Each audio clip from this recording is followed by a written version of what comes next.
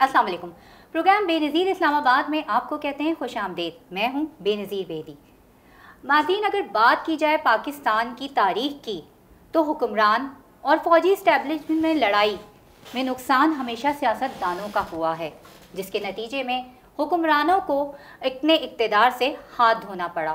اور یہ سلسلہ پاکستان کے وجود میں آنے کے بعد سے شروع ہے. ذوالفقار علی بھٹو، میاں جنیجو، نواز شریف، بے نظیر بھٹو، یوسف رضا گیلانی اور اب عمران خان. پاکستان پیپلز پارٹی وہ پارٹی ہے جس نے جمہوریت کے لیے سب سے زیادہ قربانیاں دی ہیں. آج ہم نے اپنے اسٹوڈیو میں دعوت دی ہے پاکستان پیپلز پارٹی کے سینئر رہنما، سینئر سیاستدان ندیم افضل چند صاحب کو. السلام علیکم. وعلیکم السلام. چند صاحب کیسے ہیں آپ؟ میں بالکل ٹھیک ہوں. کہاں سے شروع کروں؟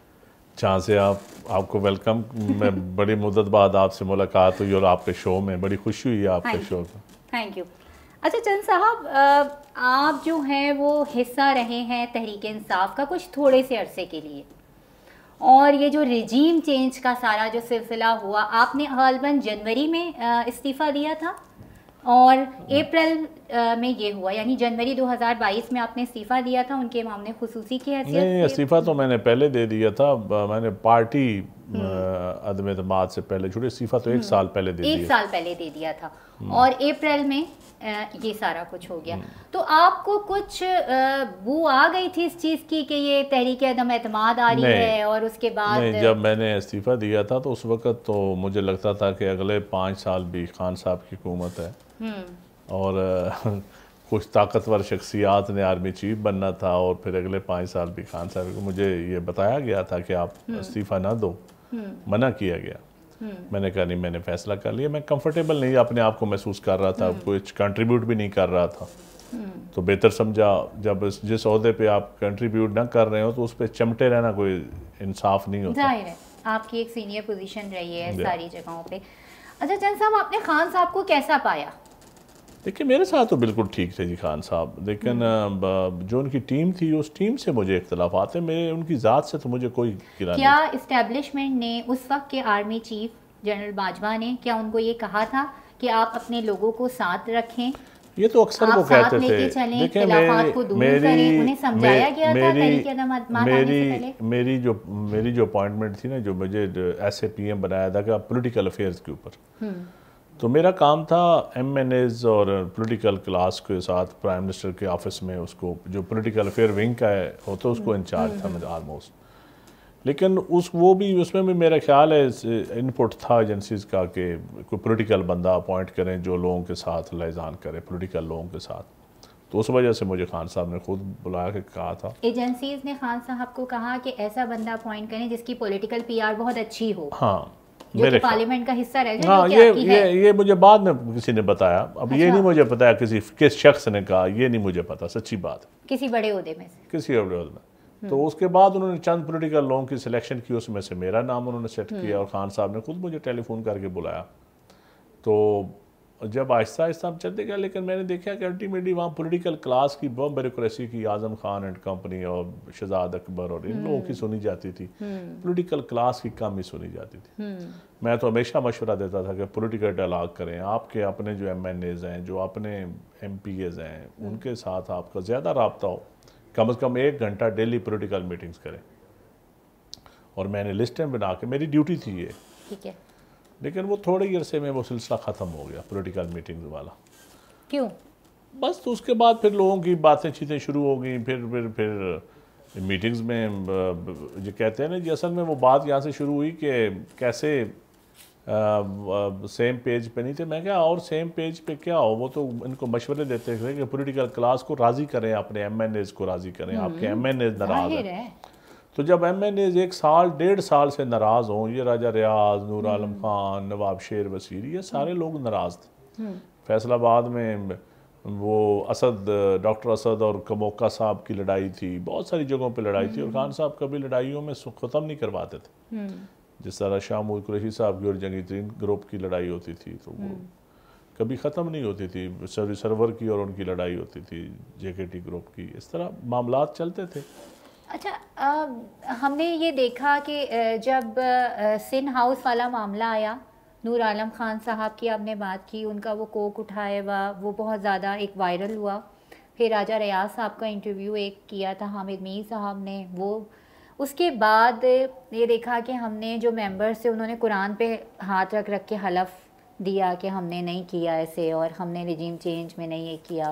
نہیں، انہوں نے پیسے لینے کی بات پیسے نہیں لیے، مطلب پیسے لے کے ہی الگ نہیں ہوئے. دو بندوں کو تو میں ذاتی طور پہ جانتا ہوں، یہ دونوں پیسے لینے والے نہیں ہیں، نہ راجہ ریاض صاحب اور نہ نور عالم خان صاحب سے تو خیر آپ تو، اور باقی انہوں نے تو ووٹ بھی کاسٹ نہیں کیے نا، بالکل ان کے تو ووٹ، لیکن وہ ناراض تھے، وہ پارٹی چھوڑنے کا فیصلہ کر چکے تھے. خان صاحب نے ان کو منانے کی بھی کوششیں نہیں کوئی سیریسلی، سال 1.5 سال کی.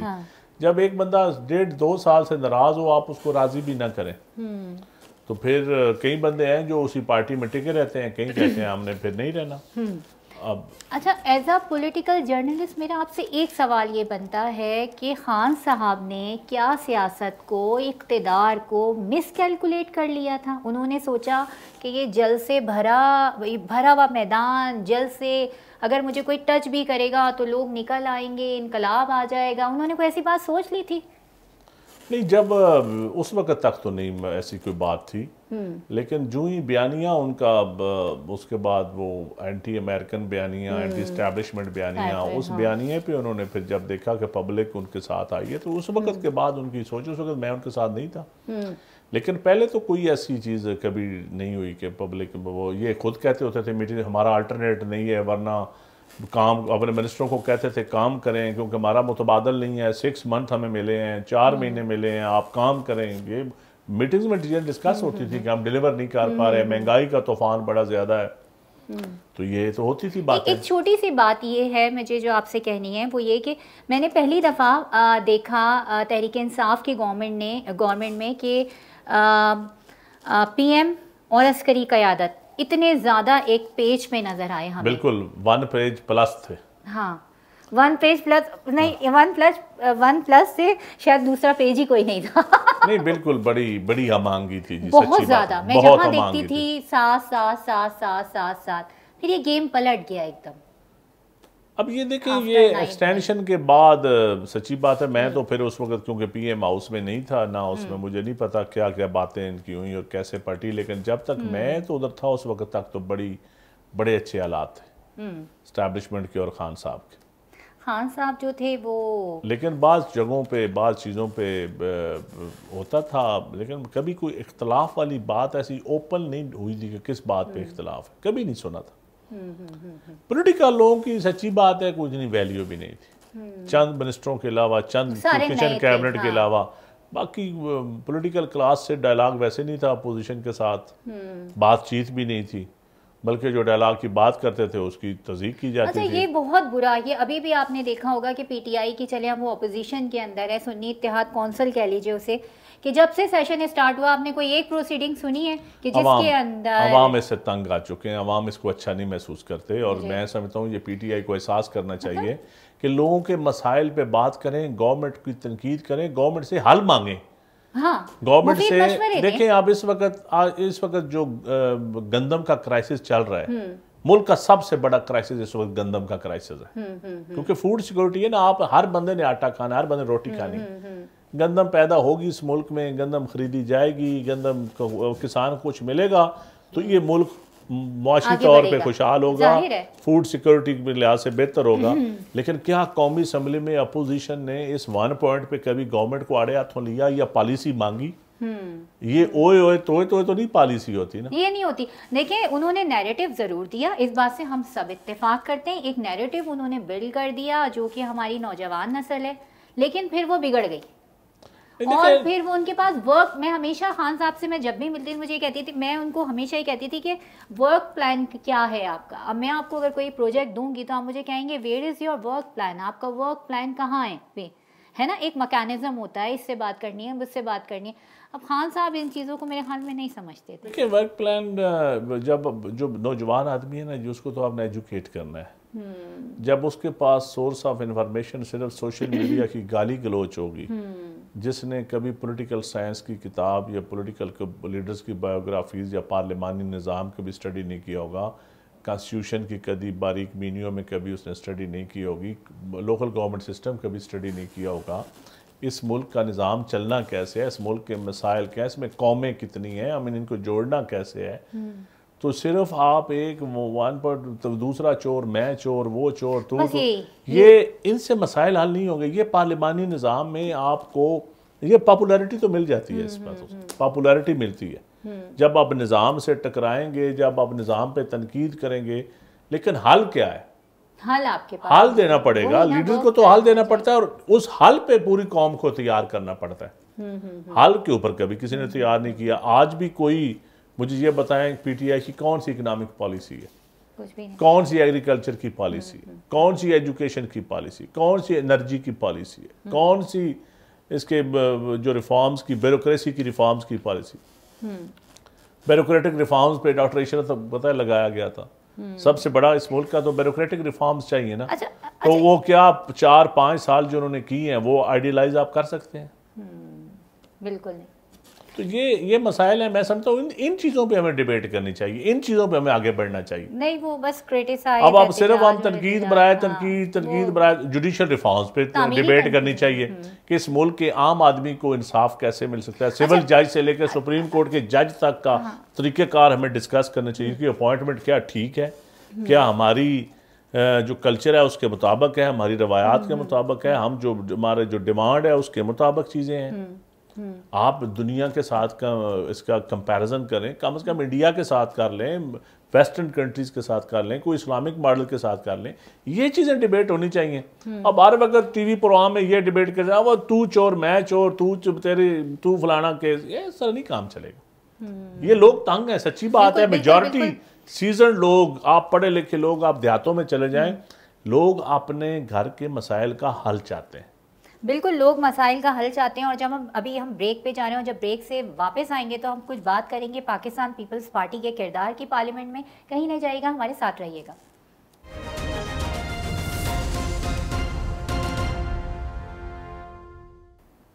بریک کے بعد ایک بار پھر آپ کو کہتے ہیں خوش آمدید، اور بات ہو رہی ہے پاکستان پیپلز پارٹی کے سینئر رہنما ندیم افضل چند صاحب سے.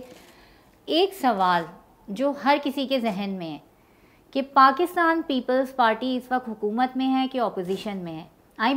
میں آپ کو بتاتی ہوں، صدر آپ کا ہے، چیئرمین سینیٹ آپ کا ہے، ڈپٹی اسپیکر آپ کا ہے.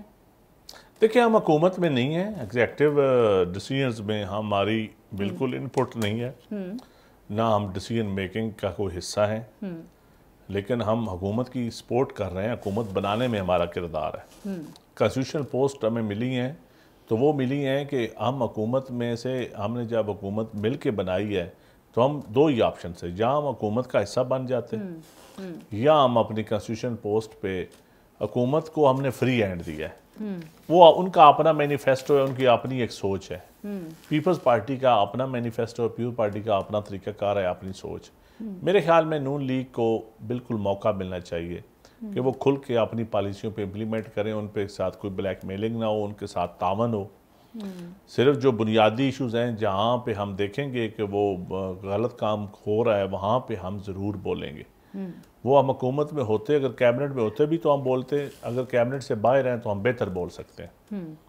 لیکن اب گندم کا ایشو ہے، ہم بہتر بول سکتے ہیں. اب انرجی کا ایشو ہو رہا ہے، مہنگی بجلی کا ایشو آ رہا ہے، گردشی قرضوں کا ایشو ہے، پرائیویٹائزیشن کے اوپر ایشو آ رہا ہے. میں اسی طرف آ رہی تھی کہ سعودی عرب کا ایک وفد آیا تھا، اس نے کہا تھا کہ ہم 6 سے 7 ارب ڈالر انویسٹمنٹ کریں گے، اور جتنے بھی جو نجکاری ہو رہے ہیں، جو خسارے میں چل رہے ہیں، ان کی پرائیویٹائزیشن میں سرمایہ کاری کریں گے. پلس انہوں نے کہا تھا کہ یہاں پہ جتنے بھی ہائیڈل پلانٹ پن بجلی جس سے بنتی ہے اس میں سرمایہ کاری کریں گے. پھر آپ نے دیکھا کہ ترکی کا وفد آیا، انہوں نے کہا کہ ہم بھی سرمایہ کاری کرنے میں انٹرسٹڈ ہیں. پھر اس کے بعد کل ایران کے صدر آئے، تو یہ اچھی بات ہے نا. انہوں نے کہا 10 ارب ڈالر میں سمجھتا ہوں کل پرسوں فائنانس منسٹر IMF سے ہمیں 10 ارب ڈالر مل رہے ہیں. فائنانس منسٹر کی سپیچ سنی ہے میں نے، تھوڑی سی کل پڑھی بھی ہے نیوز پیپر میں آج. تو میں سمجھتا ہوں کہ اچھی کوشش گورنمنٹ کر رہی ہے. گورنمنٹ کو موقع دینا چاہیے، لوگوں کو بھی ہم گورنمنٹ کو موقع دیں. ٹیکس ریفارمز ہونی چاہیے اس ملک میں، جن کے اوپر زیادہ ٹیکس لگایا جا رہا ہے کچھ کم کیا جائے. جو نئے لوگ ٹیکس نیٹ میں آنے چاہیے. ٹیکس ریفارمز ہوں گی، پیسے اکٹھے ہوں گے تو آپ آگے کچھ بھلائی کے لوگوں کی بہتری کے لیے آپ خرچ کر سکتے ہیں. اگر آپ ٹیکس ہی نہیں ہوگا تو کیسے حکومتیں چلیں گی؟ آپ کا سیکورٹی کا ایشو بہت بڑا ہے، آپ کا فارن پالیسی کا بہت بڑا ایشو ہے. تو میرا خیال ہے پولیٹیکل سٹیبلٹی کے ساتھ سارے ایشوز جڑے ہوئے ہیں. اگر پولیٹیکل سٹیبلٹی نہیں ہوگی تو اکنامک سٹیبلٹی نہیں آ سکتی, نہ کوئی اور سٹیبلٹی نہ سیکورٹی کے اندر کوئی بہتری آ سکتی ہے. کیونکہ نیشنل ایکشن پلان پہ آپ نے عمل کرنا ہے تو آپ نے کراس دا بورڈ لوگوں کو آن بورڈ لینا پڑے گا, تمام پولیٹیکل فورسز کو, تمام سٹیک ہولڈرز کو آن بورڈ لینا پڑے گا. لیکن اگر آپ تمام سٹیک ہولڈرز کو آپ آن بورڈ لیے بغیر آپ کیسے ملک میں امن امان ہو سکتا ہے؟ یہی جو دہشت گردی جس کا ہم سامنا کر رہے ہیں, لاکھوں لوگ ہمارے شہید ہو گئے, بلینز آف روپیز ہم نے ضائع کی, ہمارا نقصان ہوا. اچھا جیسے دیکھیں ہم یہ کہتے ہیں سی پیک جو تھا وہ زرداری صاحب کا جیسے کہتے ہیں برین چائلڈ ہے. اسی طرح ہم کہتے ہیں جب وہ ان کا پہلا والا ٹینیور تھا ہم نے دیکھا کہ جو ایران پائپ گیس لائن تھی وہاں سے کام پورا کمپلیٹ ہے, بلکہ ہمیں ایران نے دھمکی بھی دی تھی, میرے خیال میں کوئی 2-3 مہینے پہلے کی بات ہے. یہ سارا جو اسرائیل پر حملہ اور یہ سارا کچھ ہوا, پھر ایران نے جوابی وار کیا. اس سے پہلے کی یہ بات ہے کہ ایران نے یہ کہا تھا کہ ہم چلے جائیں گے سلامتی کونسل میں اور $16 ارب کا ہرجانہ پاکستان کو بھرنا پڑے گا. تو اور جو دفتر خارجہ کی طرف سے بھی آیا تھا جب ڈونلڈ ڈو نے وہاں پہ جا کے کہا کہ آپ یہ نہ کریں ایران سے اچھے تعلقات, اور یہ ایران پائپ گیس لائن پہ کام نہیں ہونا چاہیے, مگر ہم نے ہارڈ لائن لی کہ نہیں ہم کریں گے. تو پاکستان پیپلز پارٹی اب یہ جو اس کے جو سارے کے سارے خاص طور پہ مجھے یاد ہے ڈاکٹر عاصم ساتھ تھے اور تافتان بارڈر پہ افتتاح کیا تھا, آپ بھی گئے تھے, زرداری صاحب تھے. تو اب یہ کیا اس کے لیے کوئی پلان ہے پیپلز پارٹی کے پاس کہ اب وہ اس منصوبے کو دنیا کو چاہیے کہ اگر پاکستان کو وہ یہ کہنا چاہتے ہیں کہ آپ ایران گیس پائپ لائن یا اور ایسے منصوبے نہ کریں تو ہمارے انرجی کرائسس کا حل ہمیں بتا دیں. ہمیں تو سستی گیس اور سستی بجلی چاہیے, ہمیں اپنی انڈسٹری چلانی ہے, ہمارا مزدور بے روزگار بیٹھا ہوا ہے, ہماری ایکسپورٹ نہیں بڑھ رہی کیونکہ ہمارے پاس انرجی مہنگی ہونے کی وجہ سے ہمارا ٹیکسٹائل سیکٹر بیٹھ گیا ہے. اگر ہمارا ٹیکسٹائل سیکٹر جو ہماری بیک بون ہے, جو ایگریکلچر کی بیک بون ہے ٹیکسٹائل سیکٹر, تو ہمارا نہیں چلے گی, انڈسٹری نہیں چلے گی. چھوٹے بزنس مین نہیں, چھوٹی انڈسٹری بجلی کی وجہ سے بند ہو گئی ہے, انرجی کرائسس کی وجہ سے. اب 80-90 روپے کا یونٹ خرید کے کون کما سکتا ہے؟ کون دنیا کے ساتھ کمپیٹ کر سکتا ہے, مقابلہ کر سکتا ہے؟ ایکسپورٹ کیسے آپ بنگلہ دیش, انڈیا کے ساتھ آپ مقابلہ کر سکتے ہیں؟ کیونکہ آپ کی تو ایک شرٹ تیار ہوگی فار ایگزامپل 5,000 میں, وہ تیار کر کے رہے ہیں 3,000 میں, تو آپ کیسے یہ. ابھی ہم دیکھ رہے تھے کہ شہباز شریف صاحب بھی درخواست کر رہے تھے اپوزیشن سے کہ وہ ہمارے ساتھ مل کر آئیں, بیٹھیں, بات کریں, اور بار بار یہ بات ہوتی ہے. ایک جگہ میں تھی تو وہاں فرحت اللہ بابر کہہ رہے تھے کہ قتل بھی کہیں ہو جاتے ہیں نا تو اس کا حل جو ہے نا وہ جرگہ ہوتا ہے, وہ معافی تلافی ہوتی ہے. بس کر دیں آپ اس چیز کو. 2018 کے الیکشن میں جو ہو گیا سو ہو گیا, آپ آگے بڑھیں, لیکن آگے بڑھنے کے لیے تیار نہیں ہیں. دیکھیں آگے بڑھنا پڑے گا. پبلک کا جو سوشل پریشر آئے گا نا, پبلک کا جو پریشر آئے گا اس کے سامنے پھر آپ نہیں ٹک سکیں گے. لوگ بڑا باریک بینی سے دیکھ رہے ہیں, لوگوں کے مسائل بہت زیادہ ہیں. تو میں سمجھتا ہوں تمام سٹیک ہولڈرز کو بیٹھنا پڑے گا, بیٹھنا تو اور ورنہ بین جی نہیں اس طرح کام چل سکتا. بیٹھنا پڑے گا. اب سے کچھ عرصے پہلے آپ اور زیادہ سے زیادہ آپ 2 مہینے اور نکال لیں گے. اگر آپ 2 مہینوں میں آپ نے اسی طرح افراتفری رکھی, لوگوں کو بے امید کیا, مہنگائی میں کوئی خاطر خواہ ڈائریکشن آپ کی پالیسی کی نہ ہوئی, اسمبلی نہ چلی, تو پھر آپ سسٹم اس طرح نہیں چلتا. ایک یہ بھی خبر تھی کہ عمران خان صاحب کو باہر لانے کے لیے پہلے زرداری صاحب نے پیغام بھیجا اور یہ کنفرم خبر تھی, اور پھر اس کے بعد بلاول نے بھی کہا کہ بھائی آپ بات, ظاہر ہے اگر آپ کو بات کرنی پڑتی ہے لوگوں سے. اگر آپ کہیں کہ صرف میں آ گیا اور میں چھا گیا تو وہ چیز نہیں ہے, پھر آپ میں ہی رہ جاتے ہیں آخر میں اکیلے. مگر وہاں سے عمران خان نے کہا نہیں میں چوروں کے ساتھ ہاتھ نہیں ملاؤں گا. یہ آپ ہی کے ایک پارٹی کے دیکھیں میں سمجھتا ہوں کہ یہ بات غلط ہے. یہ خان صاحب مطلب یہ کیا چیز ہے, میری سمجھ نہیں آتی ہے. چور تو ان کی اپنی پارٹی میں بھی تھے, اس سے پہلے بھی انہوں نے مختلف پارٹی سے اتحاد کیا ہے. کیا ان پارٹیوں پہ وہ پارٹیاں ان کے ساتھ کھڑی رہیں تو وہ آنیسٹ ہیں, اگر مخالف ہوں تو وہ چور ہیں؟ ایسا نہیں کام چلتا. یہی ان کی پالیسی, ان کی یہی پالیسیوں میں تضاد ہے کہ جو ان کے ساتھ ہے وہ ایماندار ہے, جو مخالف ہے وہ کرپٹ ہے. مختصر سا بتائیے گا کہ 2018 کے الیکشن کو آپ کیسے دیکھتے ہیں, اور پھر ابھی جو الیکشن ہوئے, بائی الیکشن ہوئے, اس کو آپ کیسے دیکھتے ہیں؟ میں تو 2018 کے الیکشن کو بھی آئیڈیل نہیں سمجھتا, نہ اس الیکشن کو آئیڈیل سمجھتا ہوں. پی ٹی آئی تو کہہ رہی ہے ساری سیٹیں پنجاب لے گئے. میں کیا سمجھتا ہوں کہ یہ آئیڈیل الیکشن نہ یہ ہوئے نہ وہ ہوئے, اور نہ پبلک کا, اور دوسرا جو ہے پبلک کے لیے, پبلک کے پوائنٹ آف ویو سے لوگوں کا ووٹ سے اعتماد اٹھتا جا رہا ہے. لوگوں کی حقیقی نمائندگی کا حق ان سے نہیں، وہ سمجھتے ہیں کہ ہم سے حقیقی نمائندگی کا حق چھینا جا رہا ہے. تو یہ جب آپ لوگوں کے اندر یہ تاثر بنے گا تو پھر آپ کو الیکشن فری اینڈ فیئر کروا کے لوگوں کو دکھانے بھی پڑیں گے. صرف زبانی کلامی فری اینڈ فیئر نہیں ہوں گے. آپ جتنی مرضی ساری جماعتیں مل کے بیٹھ کے الیکشن ریفارمز کر لیں کہ جی الحمدللہ ہم نے 16 نکات پہ اتفاق ہو گیا، الیکشن فری اینڈ فیئر ہوں گے، لیکن لوگوں کو نظر آنے چاہیے. لوگوں کو الیکشن کے ہونے تک، رزلٹ کے آنے تک تمام جو ایک پورا ایک فیز ہے اس پہ بالکل لوگ گواہی دیں کہ یہ کیا بات ہے. آصفہ بھٹو زرداری بھی جو آئی ہیں یہاں پہ ڈائریکٹ آئی ہیں، مطلب ان کے مقابلے میں جو بھی تھے وہ سارے ہو گئے تو بلا مقابلہ منتخب ہو گئے، اس پہ بھی بہت کرٹیسائز کیا جا رہا ہے. نہیں دیکھیں وہ ان کا مقابلہ ہی کوئی نہیں تھا، ویسے بھی لڑ بھی لیتے الیکشن کو، جس نے لڑنا تھا کیوں نہیں لڑا لوگوں نے الیکشن، کس کو روکا جا سکتا ہے؟ اگر وہ خود دیکھتا ہے کہ میں جیت نہیں سکتا، وہ کیسے لاکھوں کروڑوں روپے لگائے گا؟ اچھا ایک مجھے بات جو آپ سے کرنی تھی، پاکستان پیپلز پارٹی، میرے خیال میں نے جو ابھی شروع میں کہا کہ سیاست اور اسٹیبلشمنٹ کا جو کھیل ہوتا ہے اس میں سب سے زیادہ پاکستان پیپلز پارٹی شاید نشانہ بنی، اے این پی اور پاکستان پیپلز پارٹی. اے این پی کا تو بالکل ہی خاتمہ ہو گیا ہے پارلیمنٹ سے. تو پاکستان بہت ساری ایسی چیزیں ہیں جو کہ ابھی جیسے ججز کا خط آیا، 6 ججز کا خط آیا، اس پہ کوئی بیان نہیں آیا سامنے. پھر ایران کے سفارت خانے کو اڑا دیا گیا، اس پر کوئی بیان نہیں ہے. پاکستان پیپلز پارٹی کا کسی کا بھی کوئی بیان نہیں آیا. تو آپ سمجھتے ہیں کہ جو ہے وہ سب اپنے اپنے مفادات میں لگ گئے ہیں؟ بس نہیں، مفادات نہیں کہہ رہے اس وقت. خواہ مخواہ ایشو، خاموشی بہت زیادہ ہے. کوئی ایشو جو ہے نا جب میڈیا پہ آتا ہے تو وہ اور سٹوری ہوتی ہے، جب اس کی تہہ تک پہنچتے ہیں تو سٹوری چینج ہو چکی ہوتی ہے. یعنی ہم سٹوری غلط بناتے ہیں. نہیں، میں آپ کا نہیں کہہ رہا کہ میڈیا غلط بناتا ہے، لیکن چیزیں اتنی تیزی سے چینج ہوتی ہیں. یہی دور تھا کہ ایک دور میں ہم نے افتخار چودھری کو ہیرو بنایا، پھر لوگوں نے دیکھا کہ وہ پولیٹیکل ایک موٹیویٹڈ فیصلے کرتا تھا، پھر وہی زیرو ہو گیا. آج پاکستان کی تاریخ میں وہ ہیرو کدھر ہے جس کے لیے لاکھوں لوگ سڑکوں پہ آتے تھے؟ ہم ہیروئزم پہ زیادہ جلدی آ جاتے ہیں. پھر ثاقب نثار آیا، ثاقب نثار نے ڈیم بنانے شروع کیے، واہ واہ ہوئی. پھر وہی بابا رامتے بن گیا، تاریخ میں غائب ہو گیا. اس کے بعد دیکھیں لوگوں نے کہا جی جسٹس فلانا جج بڑا، فلانا جج فلانا.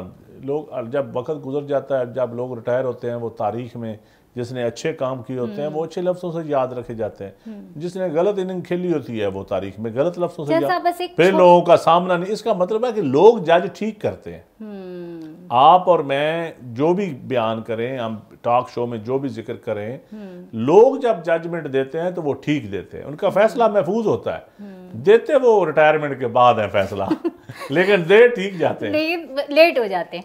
اچھا نہیں وہ دیکھیں نا خوف زدہ ماحول ہے نا. ایک لوگ سفید پوش لوگ ہیں، چھوٹے چھوٹے بیچارے روزگار ہیں، لوگوں کی نوکریاں ہیں، لوگوں کے وسائل نہیں ہیں. لوگ ریاست سے یا ریاستی اداروں سے کیسے لڑ سکتے ہیں؟ بڑی تعداد میں لوگ ملک سے باہر جا رہے ہیں. تو دیکھیں یہ ایک سازش ہے. میں سمجھتا ہوں ہوپ دینی چاہیے، اور یہ اس وقت بڑی ضروری ہے. گورنمنٹ کا اولین مقصد یہ ہے کہ گورنمنٹ ہوپ دے، لوگوں کو بیان کرے روزانہ کی بنیاد پہ. میں سمجھتا ہوں پرائم منسٹر ہر دوسرے تیسرے دن بتائے کہ یہ کام ہم کر رہے ہیں اور یہ مثبت ڈائریکشن ہماری ہو گئی ہے. ایک لاسٹ سوال میرا آپ سے یہ ہے کہ ابھی آپ نے گورنمنٹ کی بات کی کہ پاکستان میں بھی ایسے سیاست دان ہیں کہ جو یہ چاہتے ہیں، کچھ دانستہ طور پہ چاہتے ہیں کہ اسٹیبلشمنٹ کا ان کے اوپر ہاتھ رہے. ابھی تو مجھے ایسا لگ رہا ہے کہ سب کی یہی حالت. نہیں سب کی نہیں ایسی حالت، لیکن آئیڈیل ماحول نہیں ہے. جو پولیٹیکل ایک پہلے ہوتا تھا وہ تو یقیناً نہیں ہے، لیکن لوگ ہیں جو ہاتھ کے بغیر بھی سیاست کرنا چاہتے ہیں، ہاتھ کے بغیر بھی سیاست کرنا چاہتے ہیں. لیکن ایسے جیسے ہم نے یہ دیکھا کہ جب سینیٹ کے الیکشن ہوئے تو آزادوں کا بہت زیادہ دور ہوا. محسن نقوی صاحب آ گئے، فیصل واڈا صاحب اچانک سے MQM کے بن کے آ گئے. اور ویسے بھی فیصل واڈا صاحب کے بارے میں تو کہا جاتا ہے وہ ان آفیشل اسٹیبلشمنٹ کے اسپوک پرسن ہیں. تو ہم یہ بھی چیز ہم نے دیکھی. میرے تو اچھی سلام دعا ہے، میں ان کے اوپر کمنٹس نہیں کرتا، میں ان سے کمنٹس نہیں کرتا. تو یہ تاریخ پہ چھوڑیں. تاریخ خود فیصلہ کرے گی. لیکن تاریخ یہ لکھے گی، کیونکہ میں نے جتنی کمزور پارلیمنٹ، آپ کو پتہ ہے میں کتنی پارلیمنٹس دیکھتی آ رہی ہوں، جتنی کمزور پارلیمنٹ میں یہ دیکھ رہی ہوں، صرف اور صرف اپوزیشن کی میں چور تو چہر، اس کے علاوہ باقی اور لیکن اس لیے کمیٹی سسٹم ابھی نہیں آیا چلانا. اسٹینڈنگ کمیٹیز جب بن جائیں گی، کمیٹی سسٹم اپنے طور پہ چلے گا، اچھے چیئرمینز آ جائیں گے، کوئی جدت پیدا ہوگی پارلیمانی نظام میں، کوئی ٹیکنالوجی کا استعمال بہتر ہوگا تو لوگوں کو اعتماد ہو جائے گا. روایتی طریقے سے اگر ہم حکومت چلائیں گے تو لوگ اب روایتی طریقے سے پرانی، جس طرح بلاول صاحب نے الیکشن میں کہا تھا کہ لوگ روایتی سیاست سے تنگ آ چکے ہیں، تو لوگ روایتی اس گورننس، سٹائل آف گورننس سے، وے آف گورننس سے لوگ تنگ ہیں، کیونکہ یہ نظام ڈیلیور نہیں کر پا رہا. اگر آپ ڈیلیور نہیں کر پائے گا تو پھر جو مرضی کر لیں آپ، نظام سونے کا بنا لیں، وہ نظام لوگ پسند نہیں کریں گے، لوگ اس کو اون ہی نہیں کریں گے. جب پبلک اون نہیں کرے گی تو وہ نظام کیسے چلے گا؟ ابھی تک تو لوگوں نے اس نظام کو اون ہی نہیں کیا. سچی بات یہ ہے، یہ ہمارا جو گورننس کا ماڈل ہے، لوگ اس سے تنگ آ چکے ہیں. بالکل بالکل، یہ کسی شخص کے خلاف نہیں ہے، کسی ادارے کے خلاف نہیں، اس نظام سے تنگ ہے کیونکہ نظام ڈیلیور نہیں کر رہا نا. بالکل بالکل. بہت بہت شکریہ ندیم افضل چند صاحب ہمیں ٹائم دینے کا. اور لوگ اب بہت چلاک ہو گئے، چلاک نہیں ہو گئے لوگ، بہت اب سمجھدار ہو گئے ہیں. جب کوئی ڈیلیور نہیں کرے گا تو لوگ اسے ریجیکٹ کر دیں گے. اسی کے ساتھ بے نظیر اسلام آباد سے مجھے دیجیے اجازت. اپنا اور اپنے چاہنے والوں کا بہت زیادہ رکھیے گا خیال. اللہ حافظ.